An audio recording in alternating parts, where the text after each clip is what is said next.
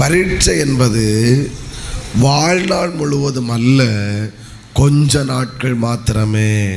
யோசேப்புக்கு வாழ்க்கையில் பரீட்சை 17 வயதிலிருந்து 30ஆம் வயது வரைக்குள்ளதான். அவன் அதில் வெற்றி பெற்றான். அதனால் 30வது வயதில் கர்த்தர் சிங்காசனத்தில் கொண்டு யோசேப்பை உட்கார வச்சார். அவர் வாழ்நாள் முழுவதும் ஒருவரையும் அவர் சோதிக்கிறவரே அல்ல, கொஞ்ச நாட்கள் தான். அப்போது சாகிற வரைக்கும் எனக்கு பரீட்சை தானா பாஸ்டர்? இல்லை இல்லை இல்லை, சில வருடங்களாக இருக்கலாம், சில மாதங்களாக இருக்கலாம். யோபுவை சாத்தான கையில் ஆண்டவர் அனுமதி கொடுத்தாரு. சாகிற வரைக்கும் அனுமதி கொடுக்கல, கொஞ்ச நாட்கள் தான், கொஞ்ச நாட்கள். அப்புறம் திரும்பவும் யோபுவை தன் கையில் ஆண்டவர் எடுத்துட்டாரு. எடுத்து சாத்தான் எதெல்லாம் எடுத்துட்டு போனானோ அதெல்லாம் ரெட்டிப்பாய் கர்த்தர் ஆமை கொடுத்து யோபுவை ஆசீர்வதிக்கிறார்.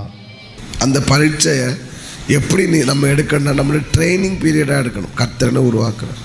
எல்லாருக்கும் ட்ரைனிங் பீரியட்னு ஒன்று உண்டு.